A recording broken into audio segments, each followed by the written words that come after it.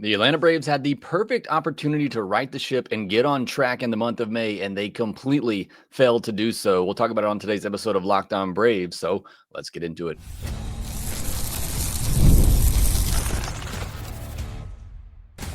You are Locked On Braves, your daily Atlanta Braves podcast, part of the Locked On Podcast Network, your team every day. Hey, and welcome back to Locked On Braves, part of Locked On Sports Atlanta, where we cover your favorite Atlanta sports teams each and every day. I'm your host, Jake Mastroianni. You can follow me on social media at shortstopball. Check out the podcast there at LockedOn_Braves on X and Locked On Braves on Instagram. If you're new and watching this on YouTube, please do me a huge favor. Hit that subscribe button, hit the thumbs up button, and leave me a comment down below. And if you're listening on the audio version, you can help out as well by leaving me a 5-star review on Apple, Spotify, or wherever you get your podcast. And thank you so much for making Locked On Braves your first listen of each and every day. As much as a struggle as it has been this season, I appreciate you coming back here as well with me and Lindsay on the postcast. So thank you so much for supporting us here at Locked On Braves. Today's episode, we are going to review the month of May, where the Braves just completely failed to do the job that they had. And we'll talk about what happened over the weekend a little bit, series loss to the Red Sox, and then we'll preview the month of June, where they put themselves in such a hole. June feels like a do or die month for the Atlanta Braves and what the rest of the season is going to look like, especially with the rest of the NL teams. This is not a 2021 scenario where you can sit back for 4 months, not play great baseball, and then turn it on. You can't do that this year in the National League. There's too many good teams in the National League. They will run away with it. You have to turn things around now, and we'll look at how the Braves can do that in the month of June. Before we do that, let's talk about the month of May. And I said this coming in, that the month of May felt like the best opportunity for the Atlanta Braves in the first half to really get on a run, get back over 500, which they did. They just didn't capitalize on it. They didn't do enough, and they fell down the stretch. And this was the month that they were supposed to turn things around after a rough start to the season, and they just, at the end, didn't do enough. It ended up being a losing month. You go 13-14, despite that soft middle of the month that you had. You go 13-14 overall, and that just is not good enough with the start up to the season that you had going 0-7. It's just not good enough, and they did not do enough. So the month of May was a complete failure for the Atlanta Braves. This was a month where you should have had 16, 17 wins, and you come away with 13 wins and a losing record. And it was such a positive start to the month. You start the month 10-7, but you finished 3-7. So all the good work that you had early on, like I said, to get to 500, to get above 500, you wasted all of that because you stumbled over the last week and a half of the season, which is when Ronald came back. And Ronald's been good. He's been great. And you still failed to get it done. And it's a wasted opportunity. It feels like another wasted month for the Atlanta Braves and a chance that they had to turn things around. And you look back at the month, 9 one-run losses. That's a hard pill to swallow. It feels like it has been a painful month, a painful season. That's why. It's been a lot of close games, and the Braves haven't been able to win many of those close games. 9 one-run losses, and they had 5 one-run wins. But overall, it's a 5-9 record in one-run games. So you're in a lot of ball games. You have the chance to win a lot of ball games, but you're not getting it done. And that's what has made this even more painful for Braves fans, is that, yeah, they're in every game, which is great, but they're not winning them. And that's where it's become really painful. And you look back at the month, and losing the series to the Pirates, just unacceptable, cannot happen. Losing both games to the Nationals in DC, you had the rain out in there, unacceptable. That can't happen. You had the 2 bad blown losses, one to the Nationals in that homestand, one in Fenway. Those are going to happen, and there's games in there I'm sure that the Braves stole late too, but those are painful. But here's maybe the most concerning thing for me. And for all of you that are out there saying the Braves are done, they can't compete in the National League, here is me not necessarily saying that I completely agree with you, but backing up those statements, because you had the soft middle of the schedule where I felt like the Braves had a chance to make up some ground. And despite the losses to the series loss to the Pirates, they still did that by winning a series against the Nats, winning a series against the Red Sox. But you go 3-6 against the Dodgers, Padres, and Phillies. You lose all 3 series to those teams. And those are the teams that you're trying to chase in the National League. Those are the teams that you're trying to compete with. Teams that you're trying to compete with for the division, teams you're trying to compete with for a wild card spot, and you go 3-6 against those teams. That, to me, is pretty telling about where the Braves are right now. And I'm going to continue to say right now because we're still just 2 months into the season. There's a lot of baseball to be played left, and there's too many examples in the past of good teams getting off to slow starts and turning things around. 2019 Nationals, 2021 Braves, happens almost every year. So I can't just completely give up on this team going forward. But if you're saying right now, that's concerning. When the teams that you are trying to compete against, not only are you losing series to the Pirates and to the Nationals, but the teams that you're hoping to compete with, the teams that you are going to be fighting with to get into the postseason, we hope, you lose all 3 of those series. That is a tough pill to swallow because that is indicative of where the Braves are right now and that they are not good enough.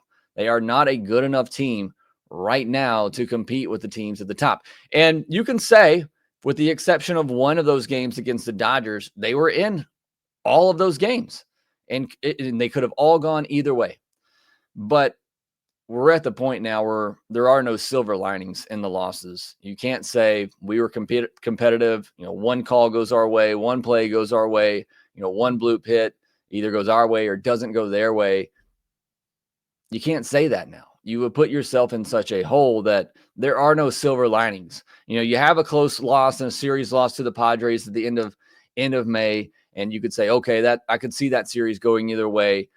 You can say that when you have a winning record and you're feeling pretty good about where you are. You can't say that when you are where the Braves are and you put yourself in a big hole. So, yeah, they were competitive in all those series. Like I said, with the exception of the one game against the Dodgers, all of those games were, 1-run, 2-run games, but you didn't win them.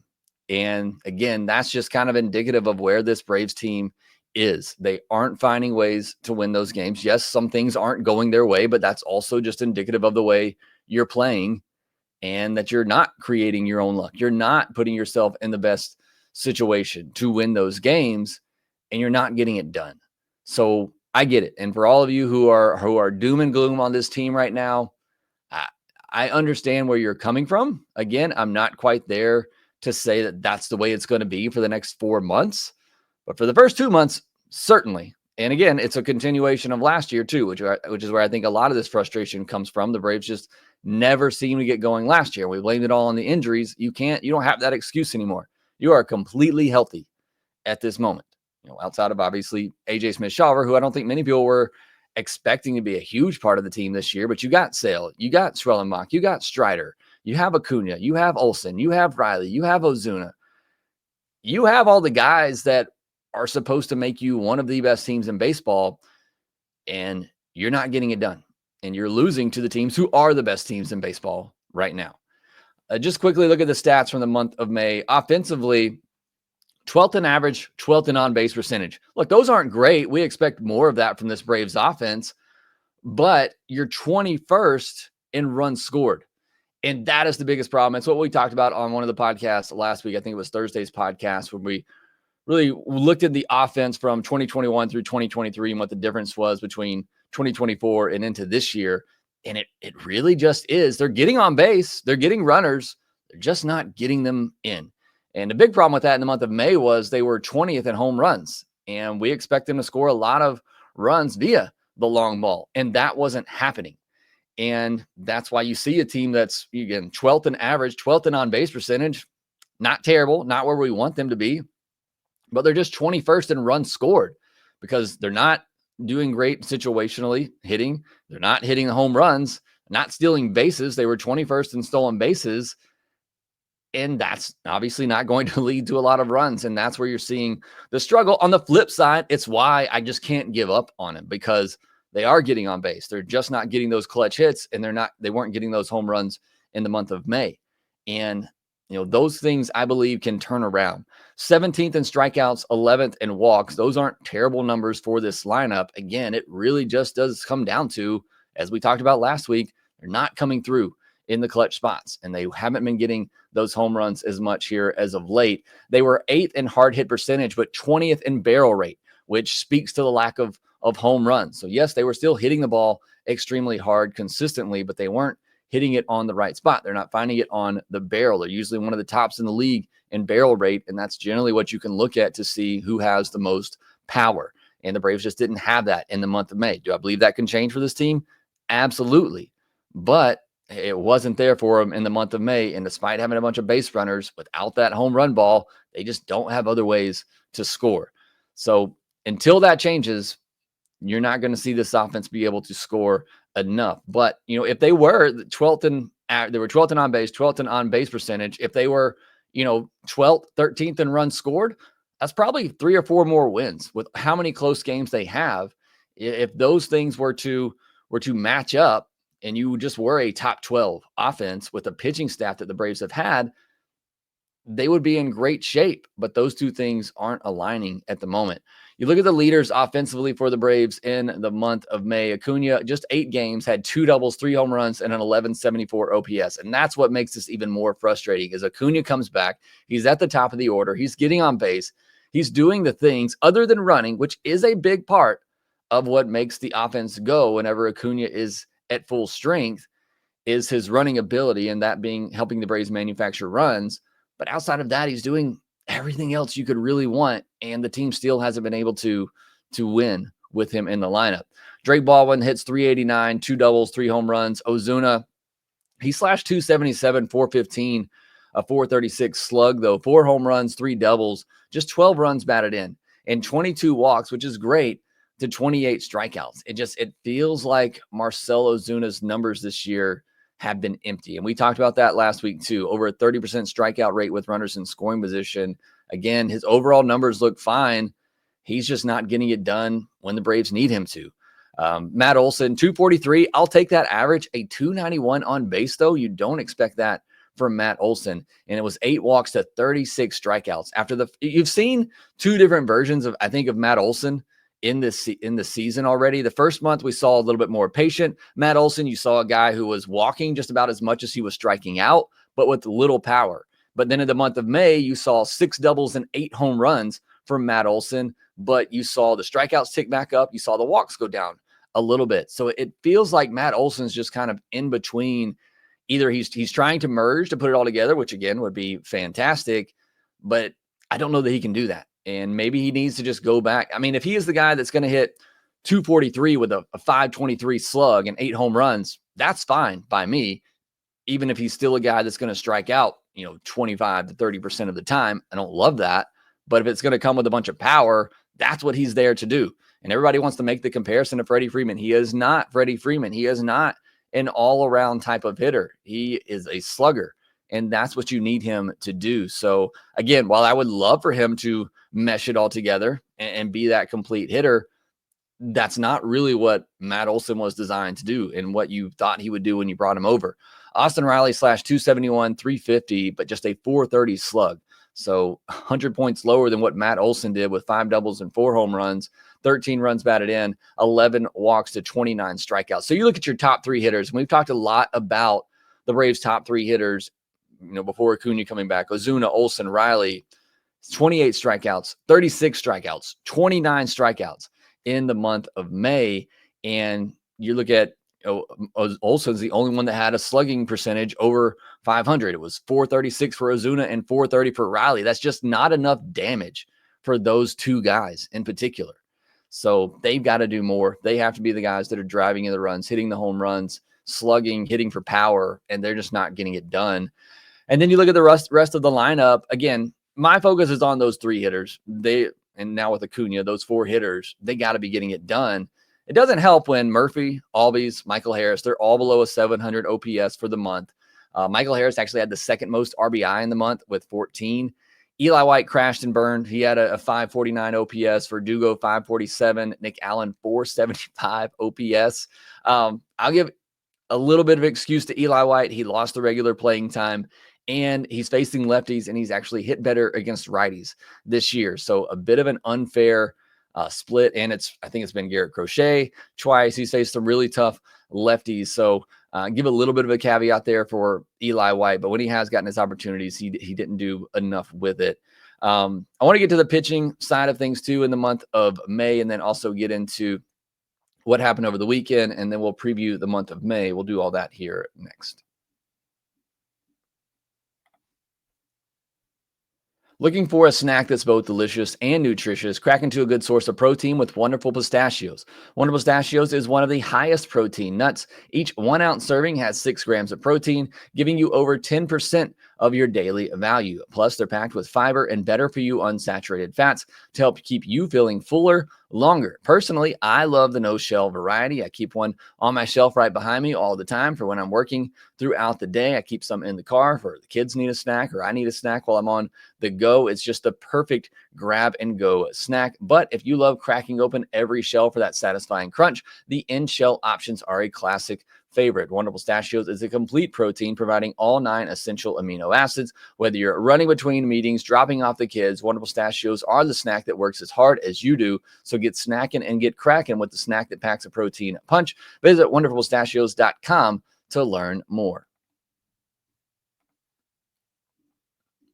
Thank you as always for making Locked On Braves your first listen of each and every day. Go check out Locked On MLB for your second listen of the day. And throughout the rest of this week, we'll obviously have our minor league spotlight coming your way on Tuesday morning's episode. We're going to talk more about the schedule coming up and what the Braves need to do. We're going to put our trade discussion on pause because we don't know right now if the Braves are going to be buyers or sellers at the deadline. We'll have our mailbag episode on Friday as well. So a lot of content coming your week, and I'll be back on the postcast with Lindsay this week as well. Sorry I wasn't there over the weekend. Just wasn't feeling great, but doing much better now. So I'll be back on there for the Diamondback series this week. I wanted to get into the pitching for the month of May before I get into what happened over the weekend in Boston. So again, the other frustrating part of this is that the pitching was fantastic. The Braves' overall pitching staff was 4th in ERA in the month of May, 8th in WHIP, 4th in average against, 4th in K per 9. They were 12th in walk per 9, too many walks, but overall, they were a top 5 pitching staff in the month of May, and you squandered that. You squandered those good pitching efforts that the Braves got because you couldn't get enough offense. And again, it's not for, lack of getting runners on base. The power just wasn't there. The situational hitting wasn't there. The ability to manufacture runs, which has been a problem forever, wasn't there.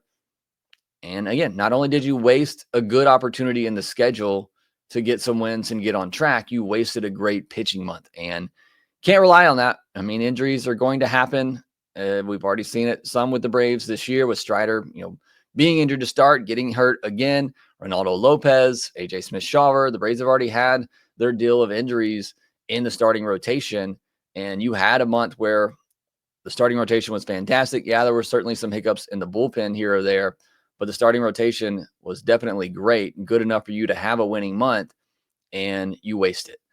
Chris Sale, 5 games started, went 2-0, 111 ERA, 105 WHIP, 211 average against, 40 strikeouts, and 32 and a third innings. I don't see that they've announced it yet, but he certainly should be in consideration for pitcher of the month. So he also outdueled Zach Wheeler and Garrett Crochet for the month. So he was fantastic. Grant Holmes was great too. 6 games started at 3.22 ERA, 1.10 WHIP, 221 average against, 38 strikeouts, and 36 and a third innings. He's been great for the Atlanta Braves. And Spencer Schwellenbach, kind of a tale of two halves in this month for him. He was coming into the month where he had some rough starts, was getting hit around a little bit, but then the second half really started to dial it back in. 6 games started overall, though, a 3.41 ERA and a 1.08 WHIP. I mean, that's really good. 238 average against, 38 strikeouts and 37 innings. And it's crazy to say that. It's just barely over. It is just 1 strikeout over inning pitched, but 11 strikeouts in his last 2 starts. And we know he can pitch to contact. We know he has great command, but it almost feels like in these last couple of starts, he's shut that down and said, I'm just going to go for the strikeouts now. And he's been able to do that and still be efficient and work into the 7th inning. And if he can do that, then he's back to being that Cy Young pitcher that I thought he could be. AJ Smith-Shawver and Bryce Elder, they both had ERAs under 3.6. So again, starting pitching, you had 6 pitchers this month in Sale, Holmes, Schwellenbach, AJ Smith-Shawver, Elder, and Spencer Strider. And 5 of them all had an ERA under 3.6. So the starting pitching was great. Bullpen, not as much. Raisel Iglesias still having his trouble. Daysbell's ERA was just 2.53, but a 1.88 whip, 12 walks, and 10 2/3 innings. Just not sustainable, and it's hard to overcome that when you're barely striking out a batter an inning as a reliever. So again, while his 2.53 ERA for Daysbell looks good, he has certainly been playing with fire, and definitely in his last couple of outings, it has been rough for Daysbell. As for, Dylan Lee, Aaron Bummer, Daniel De Los Santos, they probably were your three best relievers of the month, certainly by the numbers. Aaron Bummer, 11 innings, 9 hits, 3 walks, 2 earned, 10 strikeouts, but his last 2 or 3 outings, definitely his last 2 outings, and his last one was a 2-inning appearance, was the best we've ever seen Aaron Bummer looks. And it's what the StatCast data tells you that Aaron Bummer should look like, is the way that he's looked in his last couple of outings. And if that continues and suddenly he starts getting some good luck on his side, that could be huge for the Atlanta Braves, because the stuff's always been nasty. It's just things never seem to go his way. De Los Santos, 10 2/3 innings, just 6 hits allowed, but he does struggle with the command at times too, with 5 walks, but only 2 earned runs allowed and 10 strikeouts. And then Dylan Lee's just, I know he's given up a couple of home runs, one big one to Manny Machado, but he's just always really solid. And Pierce Johnson, it's kind of okay month for him too. So the bullpen wasn't as great, and certainly a concern coming into the season. They've handled their own, kind of like I'm talking about them now. I feel like they were okay, but certainly had some hiccups, cost the Braves a couple of games in there. And there's definitely going to need to be some work made for the bullpen to turn things around. Now, as far as what happened over the weekend, the Braves obviously losing the series, 2-0 loss on Friday night, just 1 for 10 with runners in scoring position. Again, getting runners on, getting runners in scoring position wasn't an issue, but just weren't able to bring them in. You scored in the first inning of that game and just weren't able to score the rest of the way, despite having all those chances. Sorry, I think that was a 5-1 game on Friday night. And that's kind of just been the story of the season for the offense. As we've talked about, kind of the theme of this podcast so far, the offense has been able to get runners on. That's not really the issue. They're just not able to bring them in. And then on Saturday, you get 5 runs on 11 hits, 2 walks, 9 strikeouts, 4 extra base hits, still just 2 for 10 with runners in scoring position. You did have 1 stolen base by Michael Harris, 3 2-out RBI. That's what we're looking for, some more clutch hitting like that. So it was good to see. Acuña gets on base 3 times and scores twice. And that's the recipe. Again, I know he's not running yet. Hopefully we will start to see him do a little bit more of that in the month of June as they kind of take the training wheels off and let him go. But, that's what you're looking for with Acuña back in the lineup. He's getting on 2 to 3 times a game, and hopefully he's scoring at least 2 times a game. So it's good to see that on Saturday. A good offensive performance. Like I said, you probably could have done more there, 2 for 10 with runners in scoring position. But you'll take 5 runs. With this pitching staff, that's generally going to lead to a lot of wins. But then on Sunday, another rough performance from the offense. Look, you were facing Garrett Crochet. I get that. It's a tough matchup.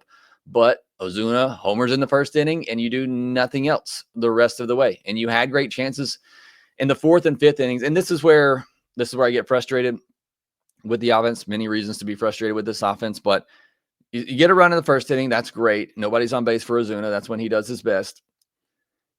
And then you have chances in the 4th and 5th inning. And okay, you have chances, but you don't do anything. Garrett Crochet is great. I get that. Still, would love for you to try to push one across, especially runners at the corners, no outs, and unable to bring that run in, trying to sack bunt, squeeze play, something there at the bottom of your order, but you can't get it done. And that's fine. But then and I know maybe I had the wrong wording with my tweet. I said you had Garrett Crochet on the ropes, and people joking that we never had him on the ropes. But you had his pitch count up, and you had him in a place after those long 4th and 5th innings where maybe he doesn't even make it through the 6th. You come back out for the 6th inning, you put another runner on, you put some more pressure on him. He's likely out of that game. But instead, you come back out in the 6th inning, you do nothing. He gets another inning. He comes back out for the 7th and shuts it down. And now you only have 2 innings left, and one of them is going to be against Aroldis Chapman. And so that was the frustrating thing for me on Sunday. I get it. You're facing Crochet. He's fantastic. You can't expect to get more than 2 or 3 runs off of him. You only get 1, but you at least had some good at-bats in the 4th and 5th inning to push up his pitch count, to make him work. And then you do nothing in the 6th and 7th innings to follow that out, to try to knock him out of the game, get into that bullpen, and see if you can get something going against them. And that was just the most frustrating thing to me on Sunday. And then, like I said, you can't get anything in the 8th, and then you get Chapman in the 9th. You do get a runner on, you get a walk to bring the tying run to the plate. But then Chapman's just really tough, especially against lefties, tough at bat there for Michael. But that's the frustrating, among many frustrating things about this offense. All right, next, we'll take a quick look at the month of June. I didn't really get into the pitching over the weekend, but, Holmes, Schwellenbach, Elder, they were all good. They all kept the team in the game. Schwellenbach, again, just looked fantastic. He's pumping in 100 there several times. He averaged 98.2 on that four-seamer, got 8 whiffs on it. He looked really good. Bullpen was fine. I talked about Aaron Bummer. Pierce Johnson had a perfect 8th inning, but then Snit brought him back out for the 9th. He's done that a lot this year, trying to push his relievers an extra inning to get more outs out of them. And I feel like it's been hit or miss. And I just don't know that is for everybody, but it certainly wasn't for Pierce Johnson in that game on Saturday. So again, pitching's fine overall. It's really just the offense that is killing this team and holding them back. But next, we will take a look at the month of June and where the Braves can hopefully turn things around. Time is not done yet. I know this team has not looked like the team we expected to this point, but there's still plenty of time left, but they got to get it going quickly. We'll talk about that here next.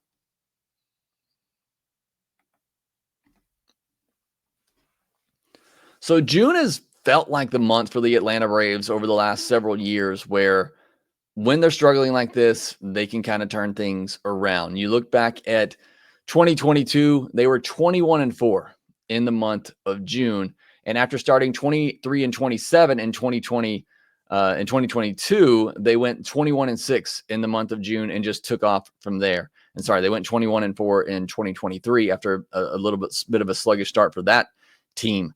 So June has kind of been that month. Last year, they were 14-13 in June. But again, they were dealing with a lot of injuries at that time. They had just lost Acuña. But June has always kind of felt like that turnaround month for the Braves over these last several years. And it always seems like it comes at a series against the Diamondbacks, or at least I think it happened in that 2022 and 2023 year where the Braves are playing the Diamondbacks at that May-June turn. And it seems to kind of correct the season for the Atlanta Braves and get them on track. So hopefully that is a good omen for what's going to happen this week as they play the Diamondbacks at home and the Braves can get things going. Looking at the schedule for the month of June, they have 13 home games. They've already lost one, but they have series at home against the Diamondbacks, Rockies, Mets, and Phillies. They have 13 road games, those coming against the Giants, Brewers, Marlins, and then a 4-game road series against the Mets. That's going to be pretty tough. They have 7 against the Mets overall this month, and that feels pretty big for the Atlanta Braves, especially with their chance, not just for the division, but they might be chasing the Mets for a wild card spot. So these are, again, one of these teams that you're fighting to get into the postseason against. And not only that, it's your division rival too. So those are going to be some big games. The Diamondbacks have been struggling lately. They're 2-8 in their last 10, but you know the potential that they have. They can certainly be better than that. The Giants are 4-6 in their last 10, but they're still 7 games over 500 with a +42 run differential. The Brewers are actually really hot right now. They're 8-2 in their last 10 games, so that could be a tough matchup. The Rockies are still awful. They still don't even have double-digit wins yet. That has to be a sweep. It should have been out in Colorado. You gave away that last game. You can't give away games like that anymore against teams like the Rockies. That has to be a sweep. The Marlins have the 3rd worst run differential in all of baseball. That really needs to be a sweep. It is on the road, but still that needs to be a sweep. You can't let these teams that should be worse than you get away with it anymore. You have to punish them. You have to punish those teams in your schedule the rest of the way. That needs to be a pretty easy 5 to 6 wins between the Rockies and the Marlins. And then the Mets and Phillies are running away from the Braves in the division right now, and you got several games against them this month. Like I mentioned, 7 against the Mets, 3 against the Phillies. Those are going to be big games. You look at what record the Braves need in the month of June. They really need to go 16-10. I don't have a lot of confidence that they can do that, but you really need 16 wins this month. You go 16-10, and that puts you at 43-41 overall. Still not great, but you're at least above 500 going into July, going into the All-Star break, getting close to the trade deadline, maybe gives the front office a little bit of a push to go out and try and do something. But 16 wins, I feel like needs to be the goal. And like I said, 5, 6 of those wins need to come against the Marlins and the Rockies. Those have to be good wins there. You got a 4-game set against the Mets in New York. Okay, you split that. That's fine.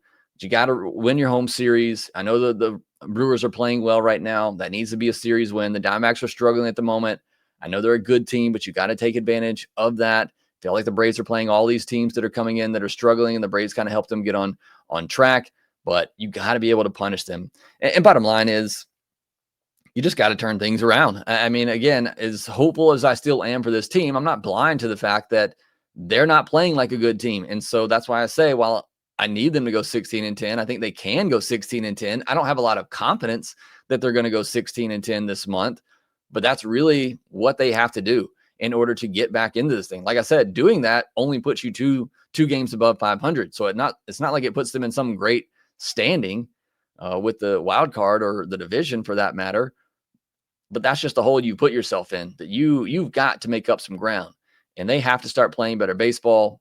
Offense has to get things going. Hopefully, we talk about all the time as the weather heats up, so usually does this Braves offense and the home runs, but it was pretty hot in the month of May, and they still weren't getting those home runs. But hopefully that does start to happen for them in the month of June, and you continue to get that great pitching. I don't know. I mean, this pitching staff certainly is capable of it. Sale, Schwellenbach, if Strider can get going, he looked better in his last start. Holmes has been fantastic.